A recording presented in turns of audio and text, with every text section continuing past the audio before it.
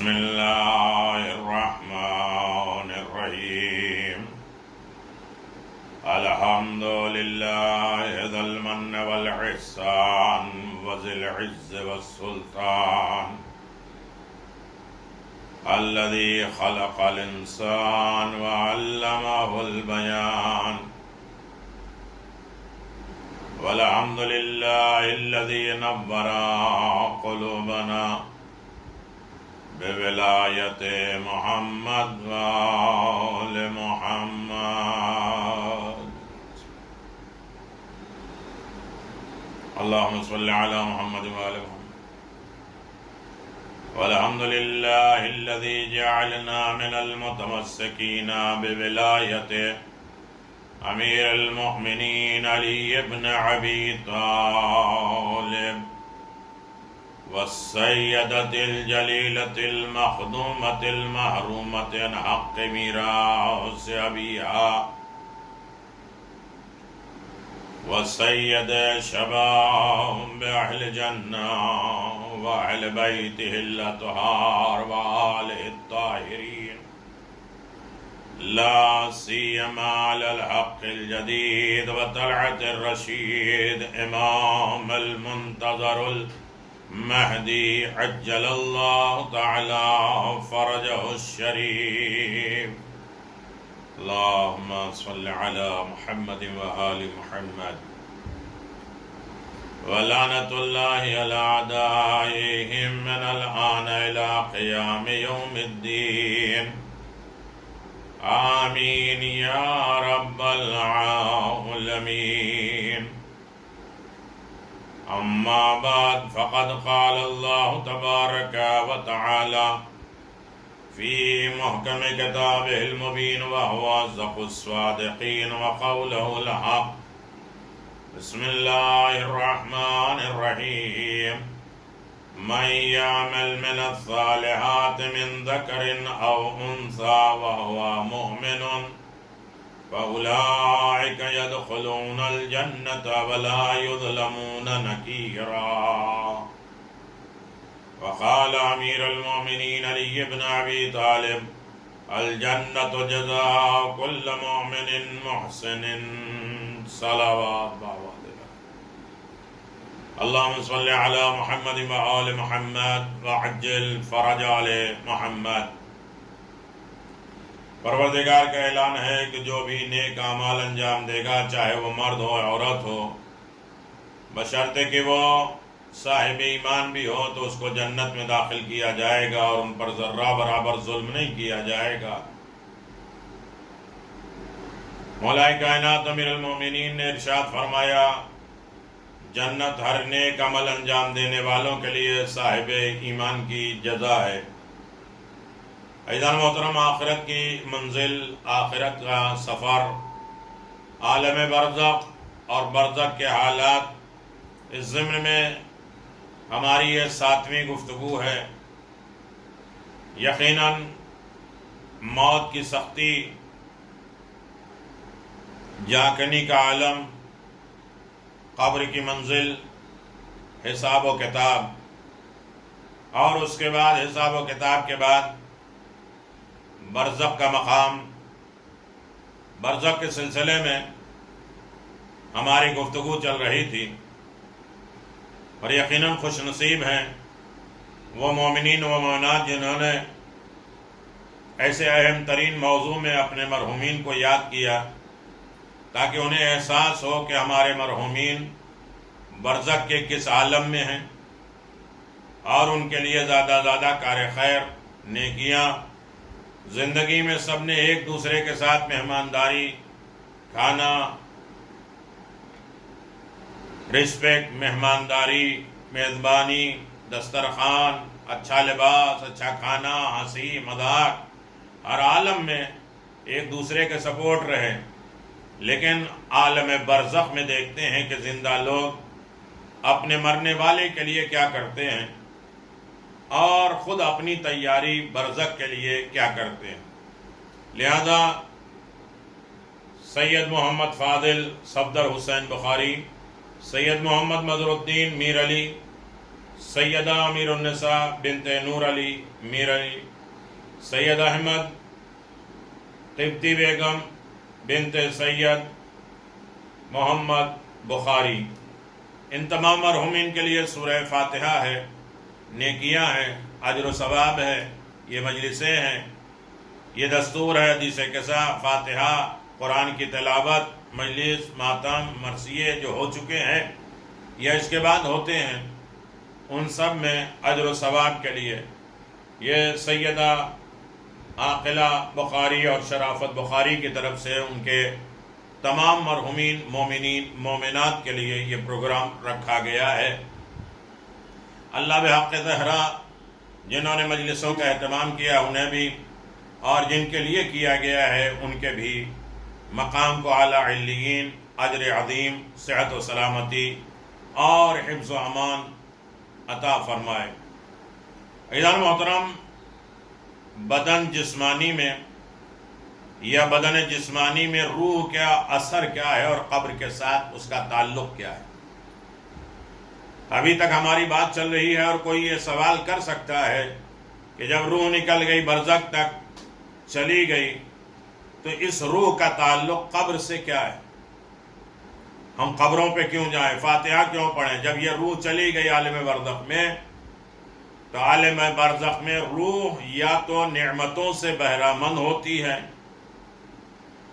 یا گناہوں کی سزا کے طور پہ عذاب میں مبتلا ہو جاتی ہے، یا اس کے اوپر نعمتیں، بہار، جنت کے دروازے کھل جاتے ہیں، یا گناہوں کی سزا کے طور پہ عذاب، جہنم کے دروازے، سختیاں، آگ، سانپ، بچھو، یہ سارے چھوڑ دیے جاتے ہیں۔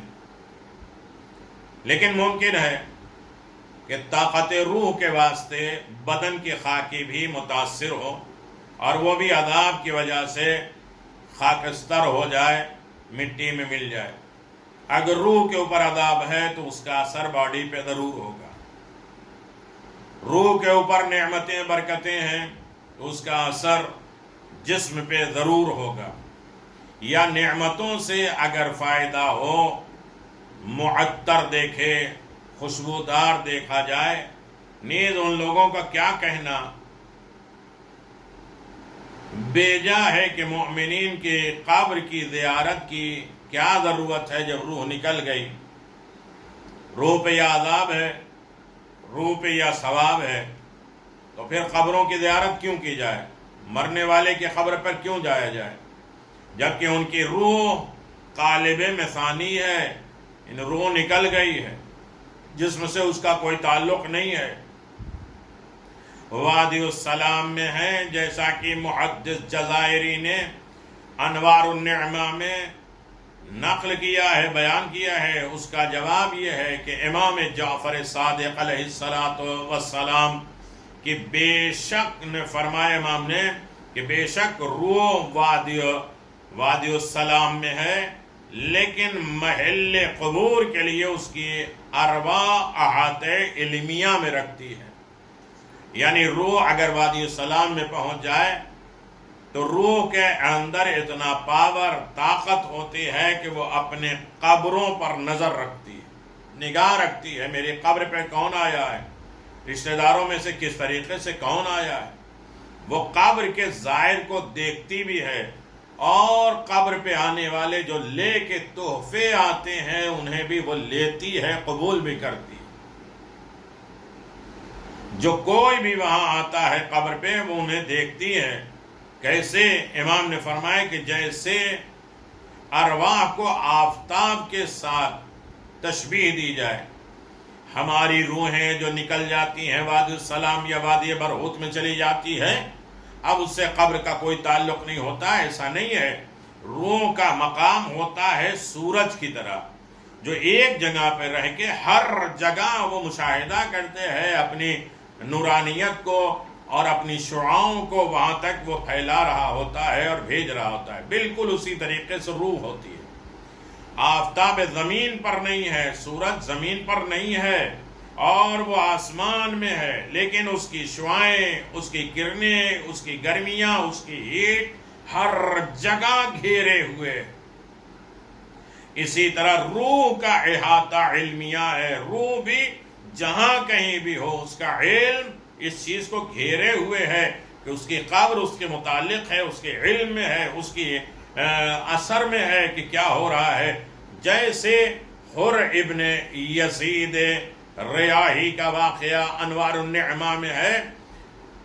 محدث جزائری فرماتے ہیں جس وقت شاہ اسماعیل صفوی کربلا میں داخل ہوا، اس نے بہت سے لوگوں سے حر کے بارے میں طعن و تشنیع کے الفاظ سنے. لوگ جناب حر کے بارے میں غلط باتیں کر رہے تھے، جو حر کو اچھا نہیں سمجھتے تھے.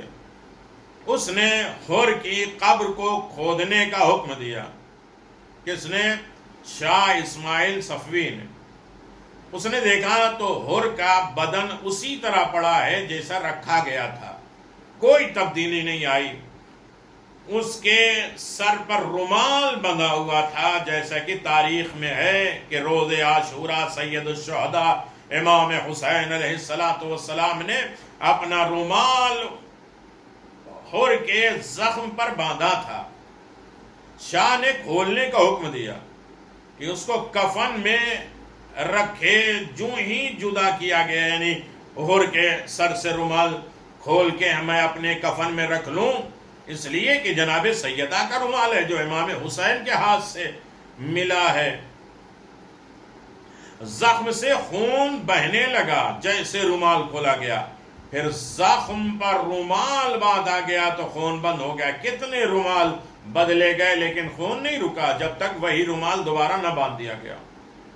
شاہ اسماعیل صفوی نے حکم دیا کہ اس کے بجائے دوسرا رومال باندھ دو. جب ایسا کیا گیا تو پھر خون نہ رکا، بس ناچار مجبور ہو کے اسی رومال کو باندھ دیا گیا. اور بادشاہ کو اس کے حسن عاقبت کا یقین ہو گیا کہ اس کا انجام کیا ہے، اس کا اینڈ کیا ہے، اس کا مقام، اس کا رتبہ کیا ہے. یعنی حر ابھی سوئے ہیں. اس کے بعد شاہ نے روضہ تعمیر کروایا، حر کا روضہ بنوایا، وہاں خادم مقرر کیے. اسی طرح کلینی کی قبر ابن بابویہ نیز شیخ صدوق کے بدن بھی اپنی قبروں میں اسی طرح سجے سنورے خوشبودار رہے، صحیح سالم دیکھے گئے، گویا وہ ابھی سو رہے ہیں. یہاں تک کہ شیخ صدوق علیہ الرحمہ کے ناخنوں پہ اس طرح مہدی کے نشان تھے کہ ان کے بدن میں زندگی کے آثار نظر تھے. کہاں تک پرانی باتیں آپ سنیں گے، سوچیں گے. حجر بن عدی کس زمانے میں؟ مولائے کائنات کے زمانے میں. اس کے بعد شام کے حاکم نے کتنا ظلم کیا، لیکن ابھی داعش میں انہوں نے جب کھودا تو بالکل اسی طریقے سے لاشا موجود تھا. یہ کیا ہے؟ روح ہے، لیکن اس کا علم اپنی قبروں پر ہے. روح ایسے ہی سورج ہے، جیسے سورج ہے آسمان پر رہ کے زمین پہ ہر جگہ وہ اپنی کرنیں روشنی پھیلائے ہے، اسی طرح روح کہیں بھی ہو، عالم برزخ میں ہو، تب بھی وہ اپنی قبروں پہ اپنے رشتہ داروں کو، اپنے گھر والوں کو، اپنے معاملات پہ، اپنی دولت پہ، اپنے سرمایے پہ اس کی نظر رہتی ہے. کون مجھے دے رہا ہے اور کون مجھے محروم کر رہا ہے. ایک صلوات پڑھ دیں محمد و آل محمد. اللہم صلی.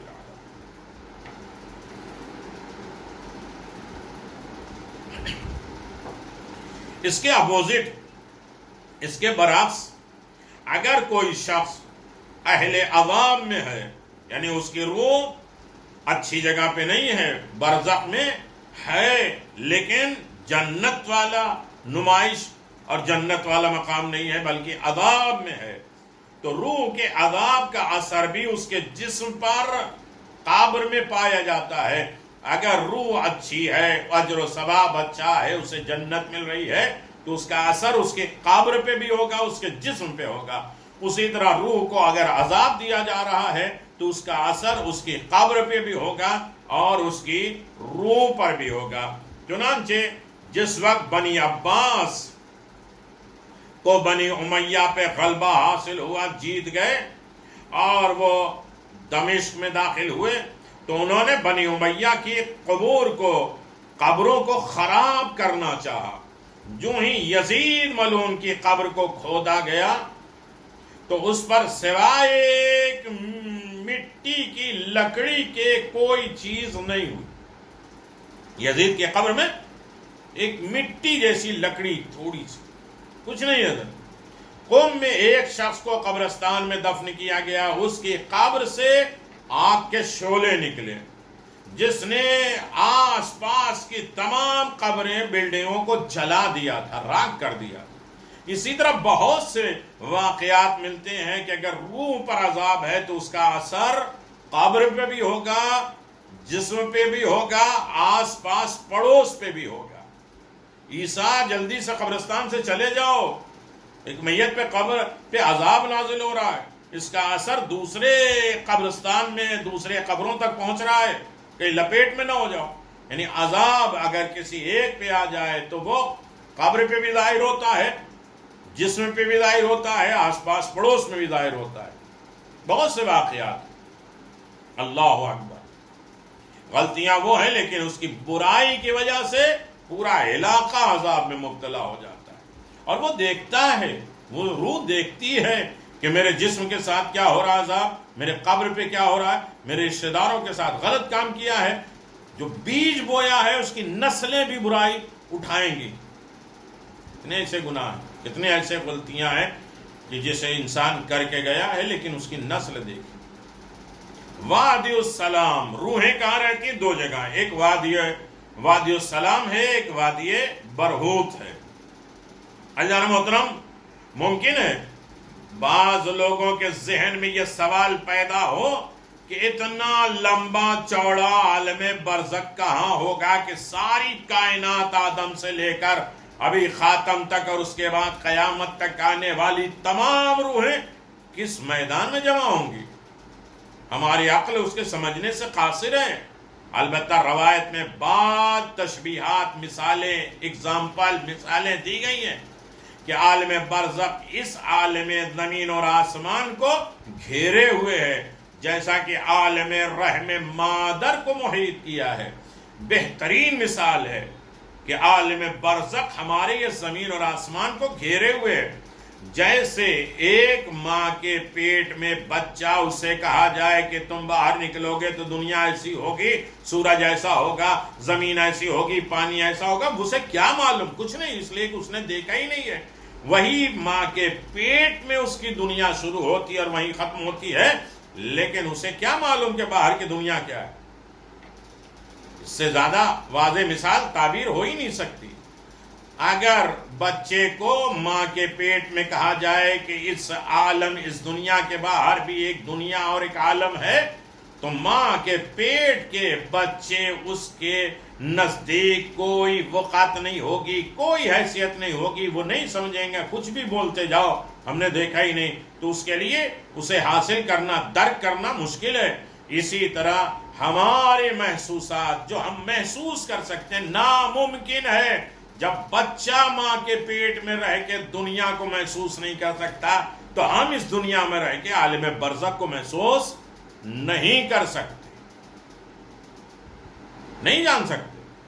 عقلیں عالم برزخ کے ادراک نہیں کر سکتی، جیسا کہ خود قرآن مجید نے اعلان فرمایا فَلَا تَعْلَمُ نَفْسٌ مَا أُخْفِيَ لَهُم مِّن قُرَّةِ أَعْيُنٍ جزاء بما كانوا يعملون، سورہ سجدہ آیت نمبر 17۔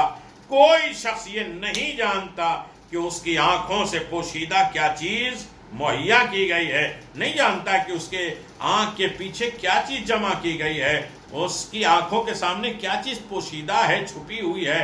پاس مخبر صادق نے ہمیں یہ کچھ بتایا ہے، سچی خبر دینے والوں نے، ائمہ معصومین نے یہ ہمیں بتایا، ورنہ ہم کیا جانتے کہ برزخ میں کیا ہو رہا ہے، قبر میں کیا ہو رہا ہے، موت کے بعد کیا ہو رہا ہے، حساب و کتاب کی منزلیں کیا ہو رہی ہیں۔ یہ سچے لوگوں کی خبریں ہیں جو ہم تک آ رہی ہیں، اس کی تصدیق کرنا ہم پر واجب ہے۔ احادیث میں موجود ہے، مشرق مغرب میں جو بھی مومن مرتا ہے اس کی روح جس میں مثالی کے ساتھ امیر المؤمنین کے قریب وادی السلام میں پہنچتی ہے۔ وادی السلام بہت عظیم قبرستان ہے، در نجاف وہیں پیدا ہوتا ہے۔ وادی السلام جو سب سے بڑا کائنات کا قبرستان ہے، اس کے فضائل پھر کبھی بیان کیے جائیں گے. کوفہ سے لے کے ہیرا تک تا حد نظر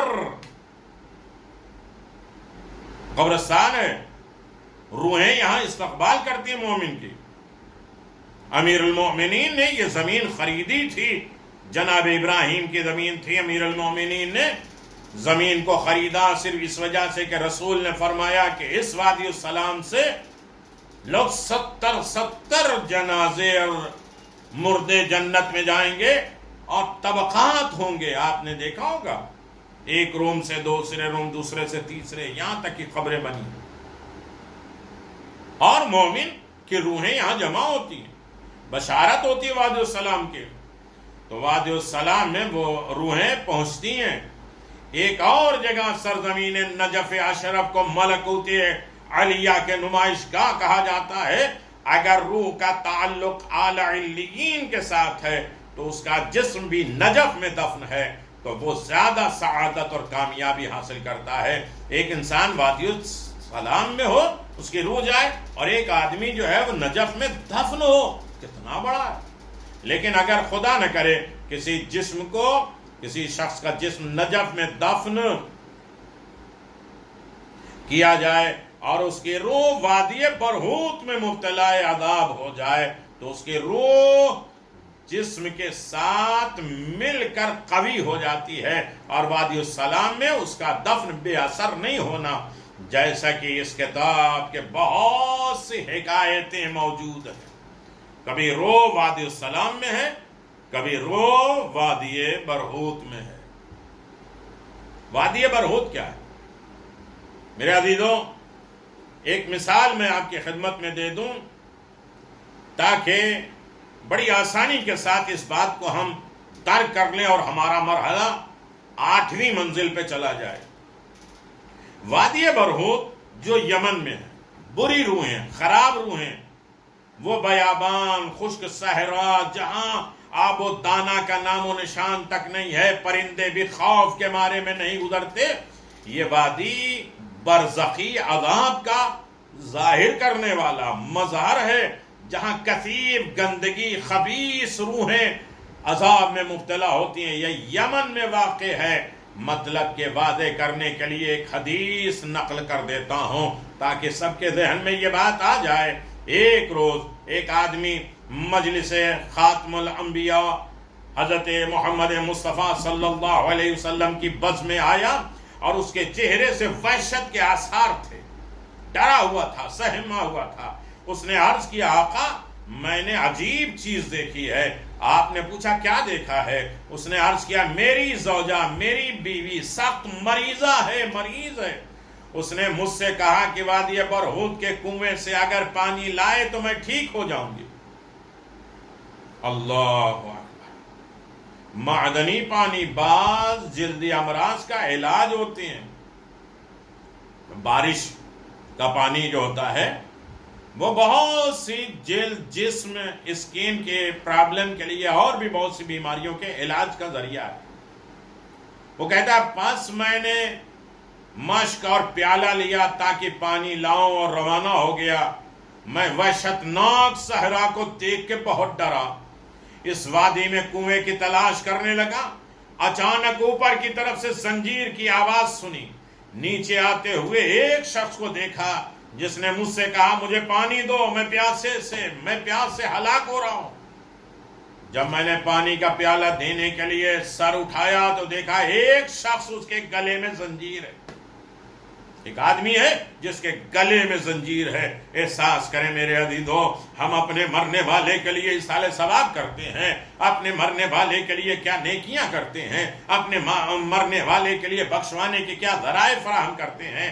انہوں نے کہا کہ جب ہم اپنی بیوی کے لیے پانی لینے گئے اس کنویں میں تو ہر طرف زنجیر کی آوازیں اور صحرا بیابان میں خوف اور ہراس کے حالات دیکھے اور ایک زنجیر میں بندھا ہوا آدمی دیکھا کہ جو پانی مانگ رہا ہے. میں نے سر اٹھا کے دیکھا تو گلے میں زنجیر ہے. جب پانی کا پیالہ بڑھایا تو اس کو اوپر کھینچ لیا گیا حتیٰ کہ وہ قرص آفتاب تک پہنچ گیا. ایسے اسے کھینچا گیا جیسے سورج کے پاس اسے گھسیٹ لیا گیا.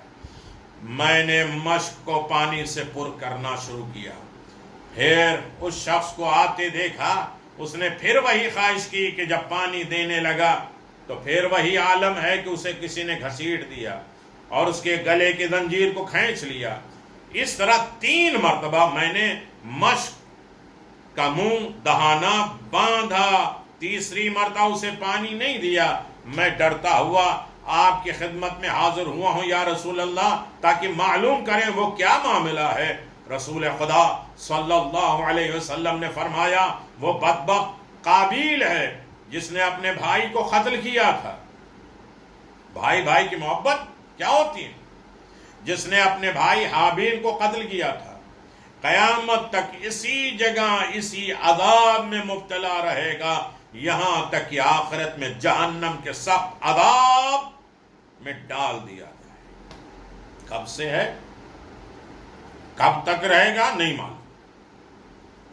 اللہ اکبر. آپ سنیں گے کتاب النور الابصار میں سید مؤمن شافعی ابو الحسن ابن محمد سے روایت ہے کہ انہوں نے کہا میں نے مسجد الحرام میں، خانہ کعبہ میں، مقام ابراہیم کے پاس کچھ لوگوں کو جمع دیکھا اور سبب پوچھا کیوں یہاں بیٹھے ہو، جمع ہوئے؟ تو انہوں نے کہا ایک راہب مسلمان ہوا ہے. ایک عیسائی مسلمان ہو گیا اور اس نے مکے میں آ کر عجیب واقعہ سنایا. میں اس کے پاس گیا، دیکھا کہ ایک بوڑھا ہٹا کٹا پشمینہ کا لباس پہنے بیٹھا ہے. کہہ رہا ہے میں ایک روز دریا کے کنارے اپنی عبادت خانے میں بیٹھ کر دریا کا نظارہ کر رہا تھا. میں نے گدھے کی شکل میں ایک بہت بڑا پرندہ دیکھا جو ایک پتھر پر آ کے بیٹھ گیا. اس نے انسانی بدن کا 1/4 حصہ اگل دیا، یعنی انسان کا 1/4 حصہ اس نے کھایا تھا اور وہ اپنے وامٹ کر دیا، اگل دیا اور اڑ گیا. پھر واپس آ کر دوسرا 1/4 حصہ اگلا اور اس طرح 4 مرتبہ وہ آیا اور انسان کے 4 پارٹ، 4 حصے کو تقسیم کر کے اپنے منہ سے نکالا. آدمی اٹھا، آدمی اٹھ کر مکمل مرد بن گیا. 4 حصے میں جانور نے اسے اگل دیا، وہ جڑ گیا، وہ انسان بن گیا. میں یہ دیکھ کر سخت حیران ہوا. پھر دیکھا وہی پرندہ آیا اور مرد کے 1/4 حصہ بغیر چبائے نکل گیا اور اڑ گیا. اللہ. اسی طرح 4 مرتبہ آیا، 4 ٹکڑے کیا، وہ 4 کو کھا لیا، اڑ گیا. میں تعجب کی حد ہو گئی کہ یہ کیا معاملہ ہے اور یہ مرد کون ہے کہ پرندہ آتا ہے 1/4 حصہ نکالتا ہے، پھر آتا ہے، پھر 1/4 حصہ نکالتا ہے، وہ مرد بن جاتا ہے، پھر آتا ہے 1/4 حصہ کھاتا ہے، پھر کھاتا ہے اور وہ پورا نکل جاتا ہے. یہ کون آدمی ہے نہیں معلوم. اس پر افسوس کرنے لگا کاش میں نے اس سے پوچھ لیا ہوتا. پھر دوسرے روز اسی طرح اس پرندے کو دیکھا، اس نے ایک پتھر پہ آ کے 1/4 آدمی اگلا اور اسی طرح 4 مرتبہ آیا، پھر اٹھایا اور پھر مکمل انسان بن گیا. پھر اپنی عبادت خانے سے نکلا اور اس کے پاس پہنچ کر پوچھا کہ تجھے اس اذیت کی قسم جس نے تجھے پیدا کیا ہے تو بتا تو کون ہے؟ اس نے کہا میں ابن ملجم ہوں. اللہ. میں نے پوچھا تیرا قضیہ، تیرا قصہ کیا ہے؟ اس نے کہا میں نے علی ابن ابی طالب علیہ السلام کو شہید کیا. اللہ تعالیٰ نے اس پرندے کو میرا ناشتہ کھانا قرار دے دیا. وہ ہر روز مجھے اس قسم کا عذاب دیتا ہے، مجھے چباتا ہے. 4 پرندے آ کے کھاتے ہیں، پھر اگلتے ہیں، پھر کھاتے ہیں جیسا کہ تم نے دیکھا. بس میں عبادت خانے سے باہر نکلا اور پوچھا علی ابن ابی طالب علیہ السلام کون ہے؟ لوگوں نے کہا محمد مصطفیٰ صلی اللہ علیہ وسلم کے چچا زاد، بھائی، وصی خدا اور وصی رسول ہیں. بس میں نے اسلام قبول کیا اور حج اور زیارت اور قبر رسول خدا صلی اللہ علیہ وسلم سے مشرف ہو گیا. علی کی ولایت نے ہمیں ایمان دلا دی. دشمن اہل بیت، دشمن علی ابن ابی طالب، قاتل علی کا انجام دیکھ کر میں راہ راست پہ آ گیا کہ یہاں جتنا چاہے اکڑ لیں علی کے دشمن. وقت آئے گا، وادی برہوت ہوگی، عذاب کے فرشتے آئیں گے، انہیں اذیت دیں گے، تکلیف دیں گے، ان کی زندگی مشکلات میں ہوگی. اس وقت کوئی ان کو پرسان حال نہیں ہوگا، انہیں نجات دینے والا کوئی نہیں ہوگا. لہذا ہر عالم میں علی ابن ابی طالب کی محبت پیدا کرو. اگر قبر میں چین کے ساتھ رہنا چاہتے ہو اور حساب و کتاب میں آسانی چاہتے ہو، جنت چاہتے ہو، برزخ کا آسان مرحلہ چاہتے ہو، آخرت کے سفر کے آسانی چاہتے ہو، جنت نعیمہ میں جگہ پانا چاہتے ہو، تو ولایت علی ابن ابی طالب، محبت علی ابن ابی طالب پیدا. یہاں بھی نجات کا ذریعہ، وہاں بھی نجات کا ذریعہ. ایک صلوات پڑھ دیں محمد و آل محمد.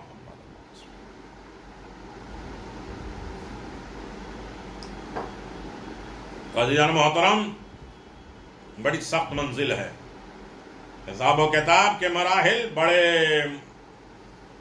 عجیب ہیں. عزیزو، عالم برزخ، وادی السلام، وادی برہوت، حقوق العباد ادا نہ کرنے کے باعث عذاب برزخ ہے. اگر بندوں کا حق ادا نہیں کیا گیا تو برزخ میں عذاب ہے. خدا کا حق ادا کیا اور خدا کا حق رہ بھی گیا تو خدا معاف کرے گا، لیکن بندوں کا حق. کتاب مصباح الحرمین میں لکھتے ہیں، صالحین میں سے ایک بزرگ جس کا نام شیخ عبد الطاہر خراسانی، اپنی عمر کے آخری دنوں میں مکہ معظمہ تشریف لے گئے اور یہ عہد کر لیا جب تک زندہ رہیں گے مکہ مکرمہ خانہ کعبہ میں رہیں گے. انہی دنوں میں ایک شخص ان کے پاس ایک تھیلی لے کر آیا، ہیرے، جواہرات، پیسے، دولت امانت کے لیے رکھے ہوئے تھے، اور وہ کسی امانت دار شخص کو تلاش میں پھر رہا تھا تاکہ اپنی امانت اس کے پاس رکھ سکے. چنانچہ اس نے اس شخص کو شیخ عبد الطاہر خراسانی سے تعارف کراتے ہوئے بتایا کہ مکہ معظمہ میں یہ بزرگ نہایت قابل اعتماد اور معتبر شخصیت ہے. اس بنا پر اس شخص نے اپنی امانت، اپنا پیسہ شیخ طاہر کے پاس رکھوا دی. کچھ زمانے کے بعد، کچھ عرصے کے بعد شیخ طاہر کا انتقال ہو گیا. شیخ کے مرنے کے بعد جب صاحب امانت اپنی امانت واپس لینے آیا تو لوگوں نے بتایا کہ شیخ کا انتقال ہو چکا ہے. وہ شخص شیخ کے ورثاء کے پاس آیا تو ورثاء نے کہا ہمیں کوئی اطلاع نہیں. چنانچہ وہ سر پکڑ کے بیٹھ گیا. اب کیا کرے؟ بیچارہ مفلس اور غریب ہو گیا، ساری دولت چلی گئی اور کوئی چارے کار، کوئی راستہ نہیں ہے. البتہ اس نے سنا ہوا تھا کہ اہل ایمان کے روح، ایمان والوں کی روحیں وادی السلام میں آتی ہے. وہ آوازیں ہیں اور ایک دوسرے سے مانوس بھی ہیں، جانتی اور پہچانتی ہیں. چنانچہ صاحب امانت دعا کرنے لگا اور خدا بند عالم کوئی ایسی سبیل، کوئی ایسا راستہ پیدا کرے کہ میں میت کو دیکھ سکوں اور اپنے مال کے بارے میں اس سے معلومات کر سکوں. لیکن کچھ مدت کے بعد جب اسے وادی السلام سے کوئی جواب نہیں آیا تو اس نے بہت سے علماء اور عالم سے سوال کیا، آخر کیا بات ہے؟ میں اس قدر دعائیں کر رہا ہوں پھر بھی شیخ کی زیارت نہیں ہوئی ہے. بہت سے اعمال بتائے گئے ہیں کہ وادی السلام میں اور جا کر یا اپنے عالم خواب میں اپنے مرحومین کو دیکھ سکتا ہے، انسان ان سے باتیں کر سکتا، ان کے حالات جان سکتا ہے. جو پوچھا گیا کیا بات ہے، شیخ کی زیارت نہیں ہوئی وادی السلام میں؟ لوگوں نے اس شخص سے کہا شاید وہ مقام اشقیاء کے لیے مخصوص ہوں، وہاں ہوں، یعنی ممکن ہے کہ وہ وادی برہوت میں ہوں، ملک یمن میں. یہ ملک عراق میں ہے، نجف میں ہے، اور وادی برہوت یمن میں ہے، وہاں ہوں گے. وادی برہوت ایک خطرناک وادی ہے.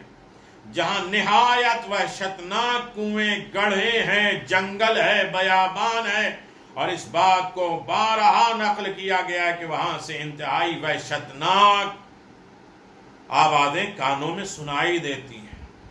مختصر یہ کہ جس وقت وادی السلام جو کہ امیر المؤمنین علی ابن ابی طالب علیہ السلام کے پڑوس میں مظہر رحمت مقام ارواح شریفہ ہے، اسی طرح وادی برہوت اشقیاء، شقی، نالائق، کمزار، بدبخت کے ظاہر ہونے اور خبیث روحوں کے رہنے کی جگہ ہے۔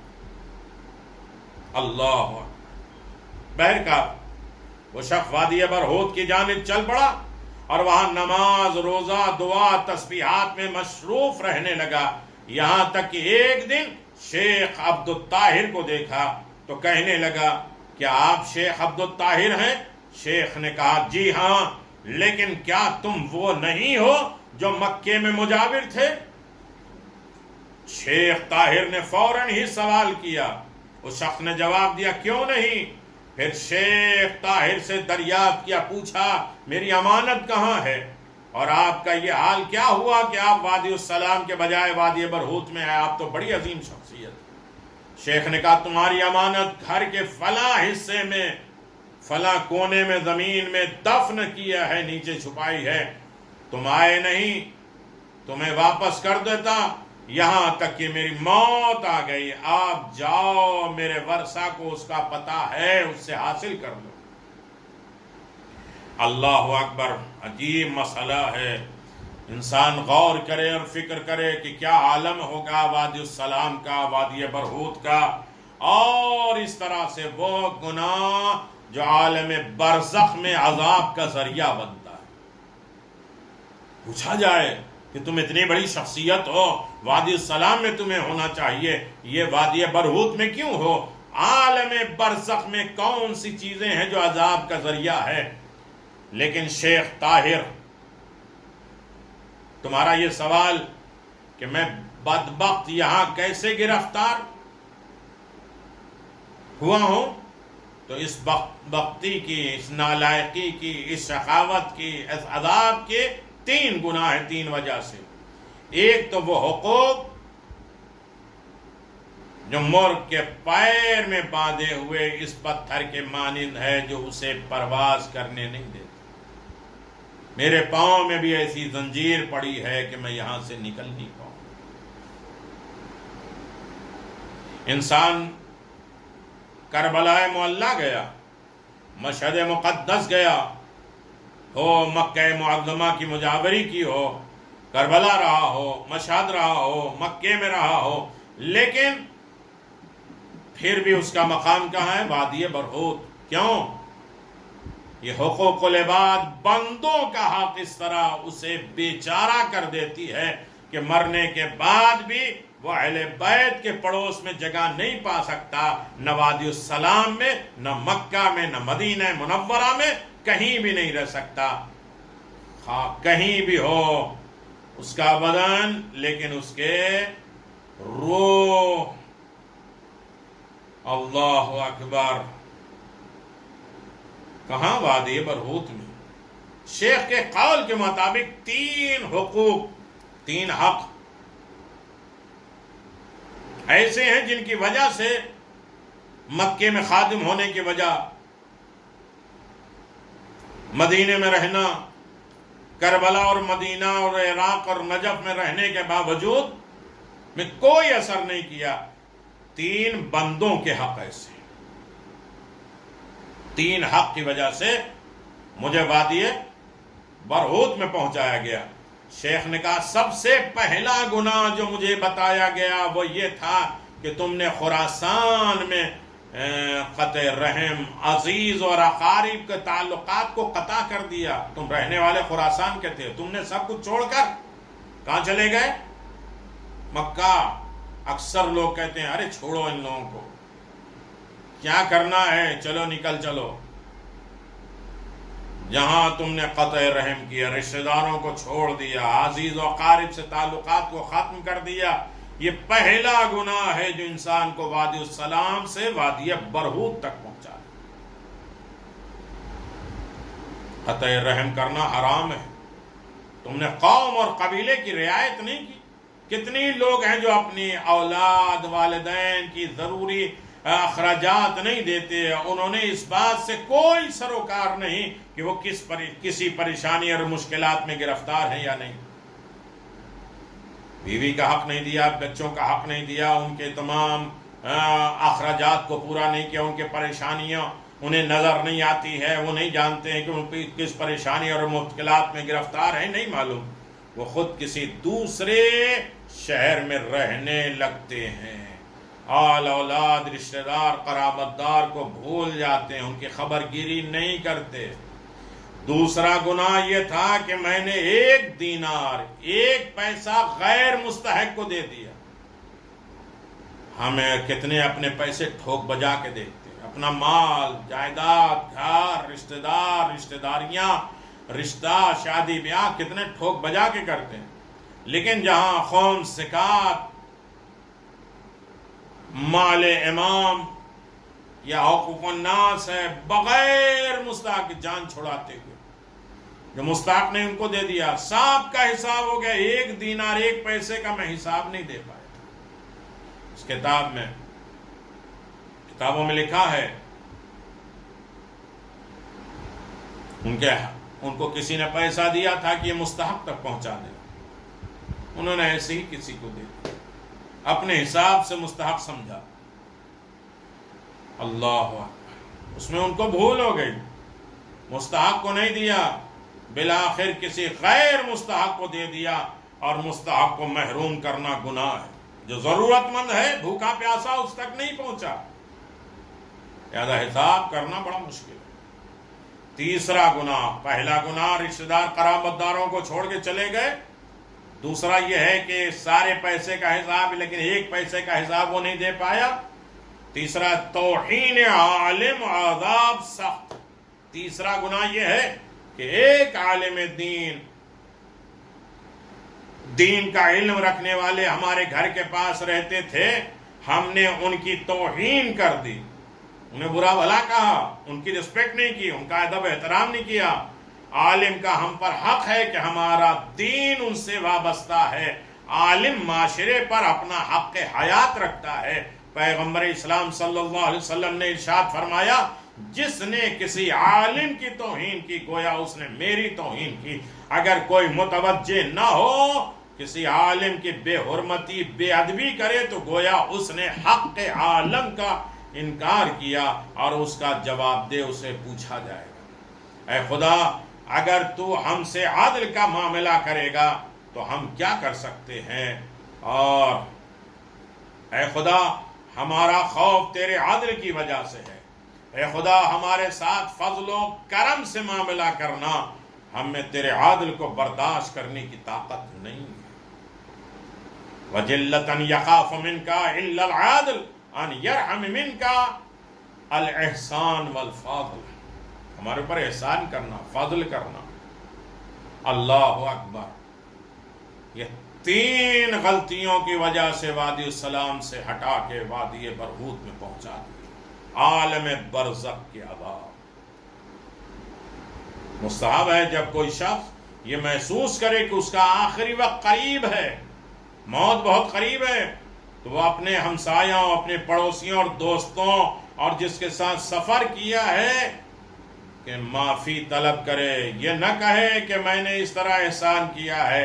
بسا اوقات حق ہمسائیگی، پڑوسیوں کا حق کے خلاف کیا ہوتا ہے کہ وہ سو رہے ہیں، آپ زور سے آوازیں دے رہے ہیں، آپ شبیداریاں منا رہے ہیں، دوسرا پریشان ہے، آپ رات میں بھاگم دوڑ کر رہے ہیں، ہنگامہ کر رہے ہیں، دوسرے لوگ تکلیفوں میں ہیں.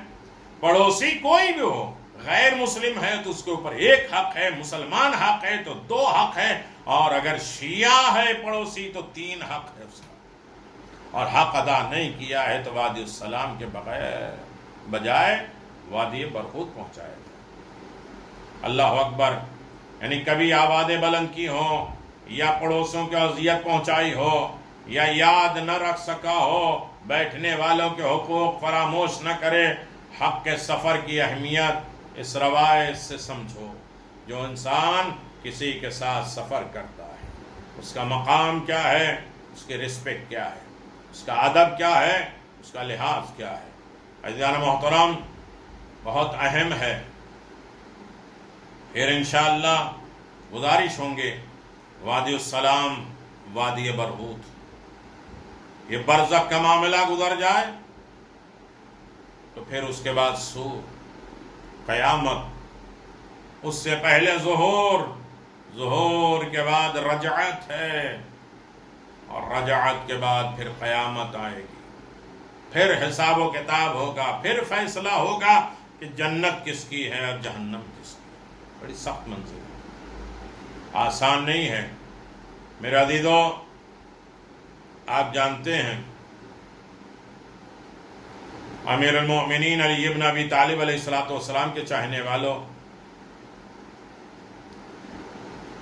ہر عالم میں انسان مسائل سے دوچار ہے، مشکلات زندگی اس کے سامنے ہے۔ یقیناً جو لوگ مجلسیں کراتے ہیں اور ان کے اندر بہشت اور جنت کی صفتیں آتی ہیں، قال امام صادق علیہ السلام ما من عبد يحشر الا وعيناه باقيا الا الباقين على جد الحسين فانه يحشر عيناه قريرة والسرور على وجهه۔ صادق آل محمد، ایک روایت میں ہے کہ امام جعفر صادق کی شہادت ہے 25 شوال، شہادت کی مناسبت سے امام صادق علیہ السلام نے فرمایا ہر شخص قیامت کے حول قیامت سے گریاں ہوگا، قیامت کے ڈر سے رو رہا ہوگا، مگر وہ شخص دار دنیا میں میرے جد مظلوم امام حسین کی مصیبت پہ جو رویا ہوگا، وہ شخص بہائے روئے خندہ و دیدہ خشک مشہور ہوگا۔ ہر چہرہ روئے گا، ہر آنکھیں روئیں گی، سوائے وہ آنکھوں کے جو غم حسین میں روئی، وہ مسکراتے چہروں کے ساتھ محشر میں پیش ہوں گی۔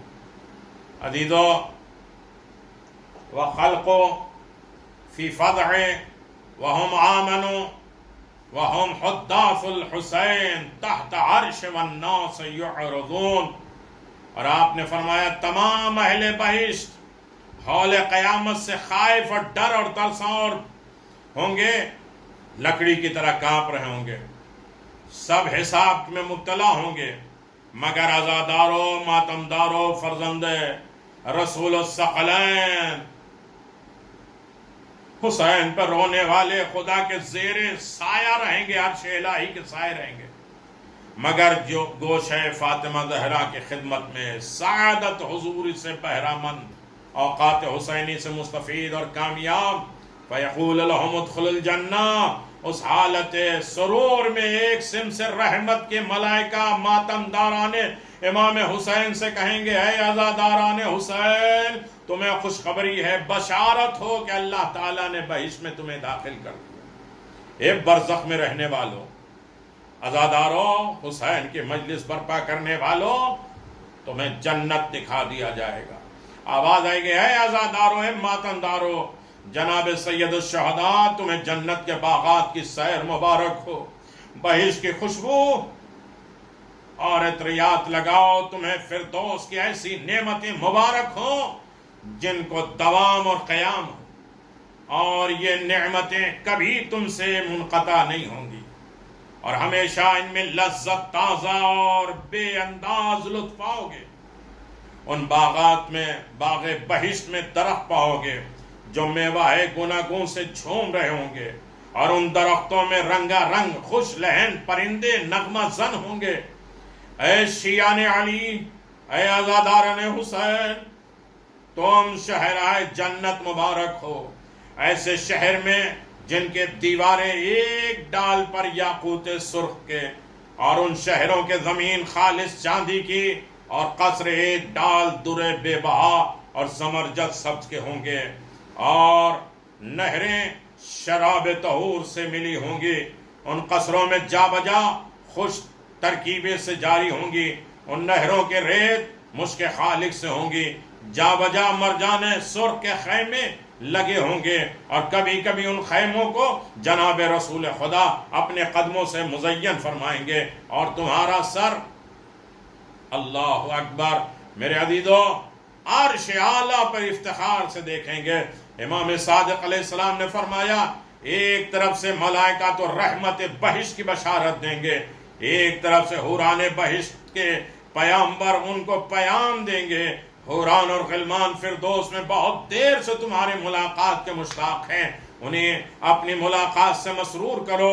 لیکن غلامان حضرت امام حسین اس آقا کونین کے اے محو زیارت ہوں گے، اور اپنے آقا کی نعمت حضوری سے اس قدر لذت محسوس کریں گے کہ ان ملائکہ رحمت کو جواب نہیں دیں گے، اور ان کو پیامبروں کی طرف دیکھیں گے، بلکہ اپنا خدمت باسعادت امام حسین میں حاضر رہنا نعمت ہائے بہشت بہتر اور افضل سمجھیں گے، یہاں تک کہ ان حضرات کے ساتھ ہی بہشت میں داخل ہوں گے۔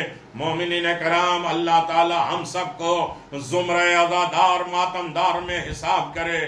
ابن حدید معتدلی نے ایک روایت نقل کی ہے کہ ایک رات جناب علی ابن ابی طالب کہیں سے دولت خانہ کو تشریف لا رہے ہیں، ناگہاں ایک گھر کی طرف سے گزرے تو دیکھا ایک عورت چولہے پہ ایک برتن کو چڑھائے ہوئے آگ روشن کیے ہوئے ہے، کوئی بچے شدت گریا سے زمین پہ لوٹے ہیں۔ جناب امیر ٹھہر گئے، پوچھا یہ بچی کیوں روتی ہے، تو کیا کر رہی ہے؟ اس نے کہا اے شخص، میں بیوہ ہوں، بے وارث ہوں، لاوارث ہوں، یہ بچی میرے یتیم ہیں، آج مجھے کچھ کھانے پینے کی چیزیں نہیں حیات لگی ہے، اس وقت ان کو بھوک سے برا حال ہے اور روتے ہیں، ناچار بہانے کو خاطر میں نے ایک پتیلے کو آگ کے چولہے پہ چڑھا دیا، اس میں پانی ڈال دیا تاکہ یہ بچے امید رکھیں کہ کچھ کھانا پک رہا ہے اور اس امید میں دیر میں سو جائیں۔ اللہ اکبر!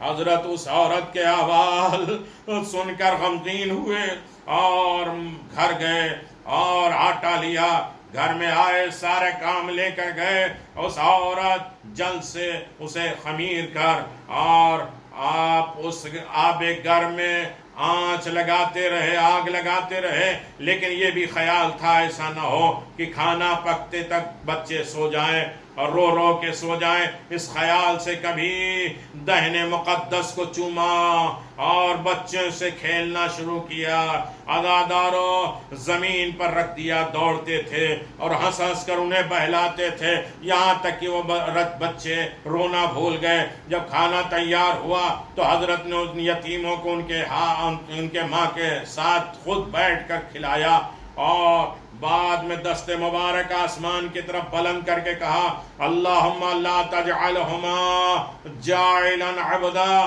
خدا ان بچوں کو کبھی بھوکا نہ رکھنا، یہ یتیم ہے۔ اس عورت نے ہر چند نام نسب پوچھا، حضرت نے نہ بتایا، رخصت ہو کے چلے گئے، آپ واقعی سے رہے۔ جب صبح ہوئی تو عورت نے حضرت کو رحم دلی اور یتیم پروری ہمسائے سے بیان کی، انہوں نے شکل و صورت پوچھی، جب اس نے بیان کی تو وہ بولی وہ تو جناب امیر المومنین ہیں، ارے داماد رسول خدا ہیں، یتیم پروری کی عادتیں کسی میں نہیں پائی جاتی، جو کا آٹا بھی خود مخصوص انہی کے لیے ہے۔ یہ سن کر وہ عورت رو کر کہنے لگی افسوس، میں نے اپنے آقا سے کام لیا۔